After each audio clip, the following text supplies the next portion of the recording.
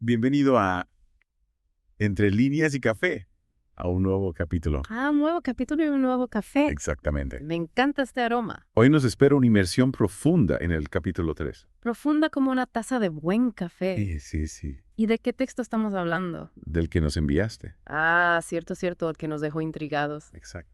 Recuerdo que mencionaste algo de querer entender las claves de este capítulo sin tener que leerlo entero. Sí, esa era tu curiosidad. Un atajo, digamos. Exactamente. Bueno, pues eso es precisamente lo que vamos a hacer hoy. Nuestra misión de hoy es destilar la esencia de este capítulo 3, extraer lo más importante y contártelo de una forma sencilla, en español. Como si estuviéramos charlando mientras disfrutamos de un buen café. Exacto, como si estuviéramos aquí contigo contándote lo más interesante de este capítulo. Sin abrumarte con detalles innecesarios. Piénsalo como tu guía personal, tu atajo, para comprender las ideas principales de este intrigante capítulo 3. Intrigante, sin duda. Recuerdo que lo dejamos en un punto bastante interesante, Sí, justo cuando nuestro protagonista. al que todavía no vamos a nombrar. Exactamente, para mantener un poco el misterio. Me gusta el suspenso. Bueno, pues este misterioso personaje acababa de terminar sus preparativos iniciales. Sí, esos preparativos que nos dejaron con la boca abierta. Limpió una armadura antigua, oxidada de quién sabe qué época. Le puso un nombre bastante peculiar a su caballo. Rocinante. Rocinante. Qué nombre tan sonoro. Y decidió que él, a partir de ese momento, se llamaría Don Quijote. Propitote. Suena a grandeza, ¿no? Sin duda, un nombre que marca el inicio de una nueva etapa en su vida. Una etapa llena de aventuras, me imagino.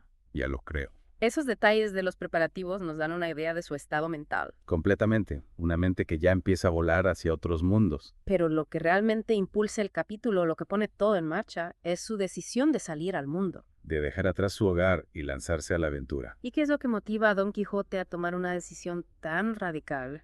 Bueno, según el capítulo, lo que lo mueve es una necesidad, casi una urgencia, de corregir lo que él percibe como errores e injusticias en el mundo. Un paladín de la justicia, por así decirlo. Exacto, pero su visión de la justicia está un poco, digamos que distorsionada. Distorsionada. Sí, sus lecturas de caballerías, esos libros que tanto lo apasionan, han sembrado en él una visión idealizada de su papel en el mundo. Ya veo, vive en un mundo de fantasía, de caballeros andantes y damiselas en apuros. Idealizada es la palabra. Imagínate, él cree firmemente que tiene que salir a deshacer entuertos, a ayudar a los débiles, como si fuera un caballero andante de esos libros que tanto lee. Como si el mundo real fuera un escenario sacado de sus novelas. Exactamente, una misión noble en teoría, pero su perspectiva está un poco desviada de la realidad, digamos. Un poco, dices. Bueno, bastante desviada. Lo que me fascina es la inmediatez con la que actúa, sin pensarlo dos veces. Totalmente, sin decir nada a nadie. Un caluroso día de julio, antes de que salga el sol, se viste con su armadura. Esa armadura que con tanto esmero había limpiado. Sí, monta a Rocinante, su fiel corcel. Y se lanza a la aventura. Listo para su gran aventura personal, para cumplir con esa misión que él cree que le ha sido encomendada. Y ahí está, feliz de haber empezado esta buena obra que se ha propuesto, cuando de repente... Pum, le llega un pensamiento que lo paraliza. ¿Un pensamiento? ¿Qué tipo de pensamiento? Imagínate la escena. Lo estoy intentando. Él todo emocionado, cabalgando hacia la aventura y de repente se da cuenta de algo fundamental. A veces de Lení. No ha sido nombrado caballero de forma oficial. Oh. Claro, un detalle sin importancia. Para él no es un detalle sin importancia. Cierto. Para un personaje que vive en un mundo de reglas y códigos de caballería, eso debe ser un gran problema. Un obstáculo enorme. ¿Y qué hace entonces? Este es un punto clave para entender su forma de pensar. A ver, explícame. Según lo que él ha leído sobre las normas de caballería, un caballero no puede enfrentarse a otro caballero si antes no ha pasado por la ceremonia de investidura. La ceremonia en la que un caballero de mayor rango te nombra caballero, no. Exacto. Y hay más. Cuéntame. Un nuevo caballero debe llevar una armadura sencilla, sin insignias, hasta que sus propias hazañas le permitan ganarse sus blasones. O sea que no puede ir por ahí luciendo una armadura decorada como si fuera un héroe experimentado. No, eso sería una falta de respeto a las normas de caballería. Y Don Quijote, tan obsesionado con seguir las reglas al pie de la letra, se encuentra con este dilema. ¿Y qué decide hacer? No me digas que vuelve a casa con el rabo entre las piernas. No, para nada. Aquí es donde vemos cómo su locura, como se describe en el texto, Ay. supera a la razón. Su locura. Sí, en lugar de volver a casa y buscar a alguien que lo arme caballero como manda la tradición, decide que la primera persona que se cruce en su camino será quien realice la ceremonia. Espera, estás diciendo que va a pedirle a cualquiera que lo nombre caballero. Exactamente. Pero eso no tiene ningún sentido. Para él sí. ¿Por qué? Porque los libros que leen, esos romances de caballería, a veces pasa así. Ah, ya entiendo. Su mente está tan inmersa en esos relatos de ficción que para él esas reglas son más reales que las normas sociales de su propio tiempo. Completamente. La fantasía se mezcla con la realidad en su mente, ¿Y el resultado es impredecible? por decirlo suavemente. ¿Y qué hace con el tema de la armadura sencilla?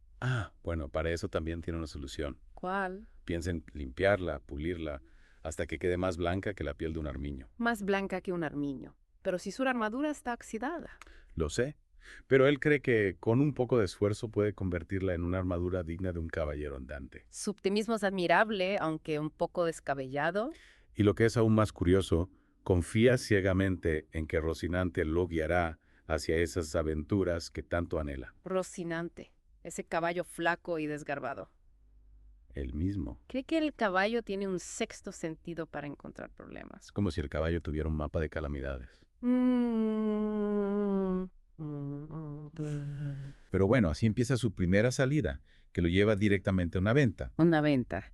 De esas que hay en los caminos para que los viajeros descansen. Esa misma. Un lugar bastante humilde para un caballero andante.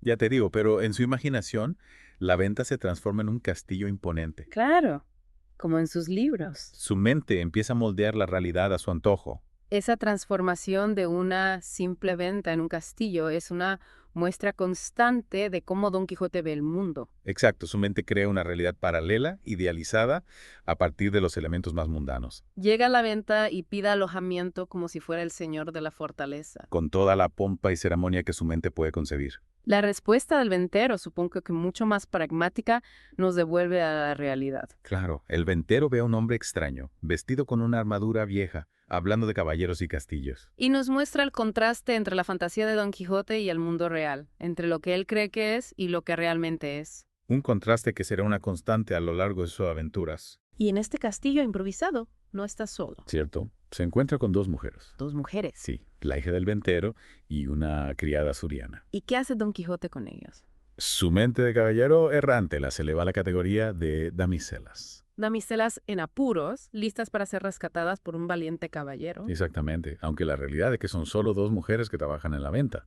El texto nos da una pequeña descripción de la criada asturiana, ¿verdad? Sí, menciona su cara ancha, cuello corto, nariz chata y un ojo algo desviado. Una descripción bastante realista, muy alejada de las damas idealizadas de sus novelas. Totalmente, un toque de realismo en medio de tanta fantasía. Esta descripción tan terrenal de la criada es un buen ejemplo de cómo Cervantes introduce toques de realidad dentro de la fantasía de Don Quijote. Pequeños detalles que nos recuerdan que, a pesar de todo, la historia se desarrolla en un mundo real. ¿Y qué pasa después? Le dan alojamiento en ese castillo. Sí, le preparan una cama improvisada en un antiguo pajar. Un pajar. Qué lugar tan poco glamuroso para un caballero andante. Un lugar bastante humilde para un caballero que se cree destinado a grandes hazañas. La diferencia entre sus expectativas y la realidad es abismal. Y aquí es donde la historia se complica un poco más porque aparece otro personaje fundamental. Otro personaje. ¿Quién? Sancho Panza. Ah, Sancho, el fiel escudero. Su reacción al supuesto castillo y a las precarias acomodaciones es mucho más lógica y práctica. Sancho es un hombre de campo, con los pies en la tierra. Exacto, su visión realista de las cosas contrasta con la fantasía de Don Quijote. La llegada de Sancho subraya aún más esa diferencia entre el mundo ideal de Don Quijote y la realidad cotidiana. Sancho es el contrapunto perfecto a la locura de Don Quijote. Pero la verdadera acción comienza cuando llegan unos arrieros. Los arrieros. La chispa que enciende la mecha. ¿Qué pasa con ellos? Don Quijote, siempre en su papel de defensor de doncellas, interpreta mal sus intenciones hacia las dos mujeres de la venta. Las ve como una amenaza. Exactamente. En su cabeza, cualquier interacción de estos hombres con las mujeres es una amenaza que debe ser detenida. De peligro donde no lo hay. Impulsado por sus ideas preconcebidas de cómo deben actuar los caballeros. Lo que para los arrieros probablemente era una conversación normal o incluso una broma sin importancia, para Don Quijote se convierte en un desafío a su código de caballería. Una afrenta que no puede tolerar. ¿Y cómo reacciona? Los reta, por supuesto. Bueno, relata un duelo. A un duelo, sí, aunque los arrieros al principio se lo toman a broma. Claro, ¿quién se tomaría en serio a un hombre vestido con una armadura vieja hablando de caballeros y damiselas? La reacción inicial de los arrieros es de burla e incredulidad ante este personaje tan extraño y fuera de lugar. Pero Don Quijote no se amedrenta. No, para nada. ¿Y qué hace entonces? Aquí es donde la cosa se pone realmente interesante. A ver, cuéntame. Don Quijote, en medio de este mentamiento, hace una declaración crucial. Una declaración. ¿De qué tipo? Invoca el nombre de Dulcinea del Toboso. Dulcinea del Toboso. Sí, la dama de sus pensamientos, el amor de su vida. ¿Y quién es esta Dulcinea? Bueno, esa es una buena pregunta. Porque no la hemos visto aparecer en la historia. Es importante entender que Dulcinea es, en gran medida, una creación de su imaginación, Una mujer idealizada, supongo. basada en los personajes femeninos de sus lecturas, en esas damiselas perfectas e inalcanzables que pueblan los romances de caballería. O sea que no es una persona real. No exactamente, o al menos no de la forma en que Don Quijote la ve. ¿Y qué hace con ella? Como si su amor por ella fuera la fuente de su fuerza, la inspiración para sus actos heroicos. Su amor por Dulcinea y la necesidad de actuar en su nombre son elementos centrales de su delirio. Exactamente. Es una muestra más de cómo la fantasía domina su mente. Y tras invocarla que ataca a los arrieros. Sí, se lanza al ataque, con más valentía que sensatez. Lo que inevitablemente lleva a una pelea física bastante desigual. Un hombre solo, con una armadura vieja, contra un grupo de arrieros curtidos en 1000 batallas. No suena un combate muy justo. No lo es. A pesar de su fervor y su creencia en su causa, Don Quijote termina herido y cayendo al suelo. Es un momento a la vez cómico y un poco triste porque vemos la desconexión entre sus intenciones y sus capacidades reales. La escena es casi cómica, sí, pero también nos da pena ver su patetismo. El pobre Don Quijote luchando contra molinos de viento, literalmente. El ventero intenta detener la pelea, explicándoles a los arrieros que Don Quijote está loco y que no deberían tomárselo en serio. Un loco inofensivo en el fondo. Pero nuestro hidalgo, incluso tirado en el suelo y dolorido, sigue insultando a los arrieros. No se rinde. No, ni mucho menos, se ve a sí mismo como un caballero agraviado, que ha sido atacado injustamente. Su perspectiva está completamente distorsionada. Totalmente. Lo que para todos los demás es una simple pelea en una venta, para él es un enfrentamiento épico entre un valiente caballero andante y unos villanos.